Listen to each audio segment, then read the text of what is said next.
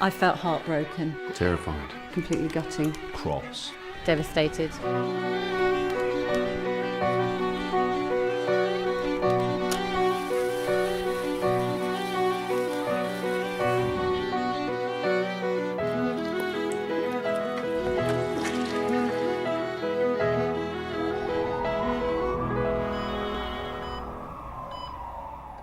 I'm one of thousands of children who has a thing called type 1 diabetes. I didn't do anything to cause my type 1 and I didn't get it because I ate too much sugar.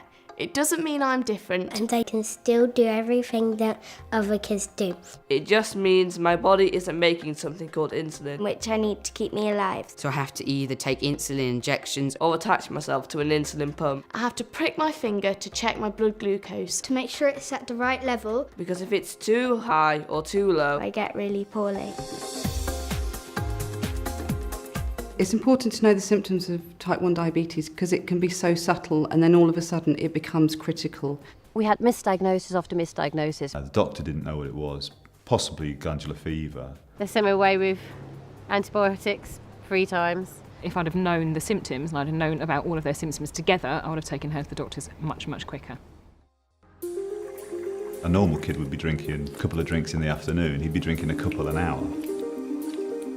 He was always thirsty. We'd get up in the night time to drink. We're drinking all the way through the day, through her lessons. He wouldn't sip it, he'd be gulping that down, hand it straight back to me and say, I want some more. I remember drinking gallons and gallons of water and nothing quenched my thirst. it never satisfied me. No matter how much I drank, I wanted to drink more. She went to the loo a lot in lessons, but we thought because she was drinking a lot, that's why she was going to the toilet. We'd be up and down the stairs every 15 minutes, every half an hour. Every morning I was getting her up, she was soaked through right to the mattress. What was surprising was that she had wet the bed again and she hadn't done that for months. He does another week and then 10 minutes later he needs to go again. And I'm actually chastising him saying, look, you can hold it now, you can hold it. And of course, he can't hold it.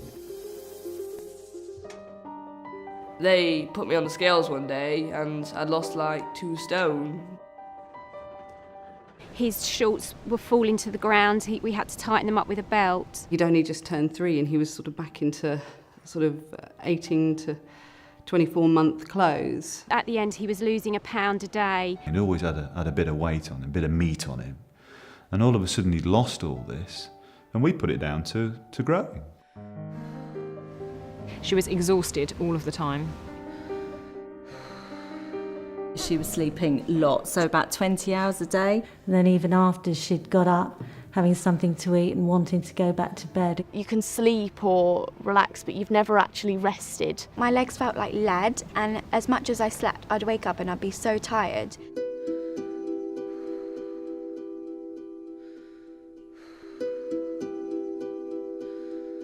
From what I can remember, I seemed to black out a period of time before I actually collapsed.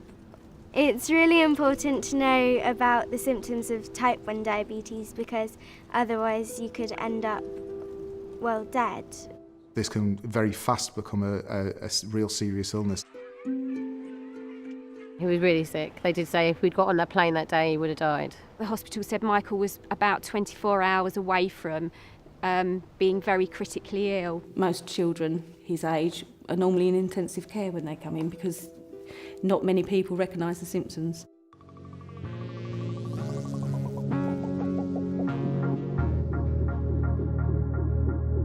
If your child is drinking a lot, if they're going to the toilet a lot, if they're really, really tired and lethargic, it can be type 1 diabetes. If you have any doubts at all, don't think that you're wasting GP's time, go and get them tested. Just ask for a blood test and then you will know. Be determined to get to the bottom of your concerns. Get them to the doctor, get them tested. It's a very simple test.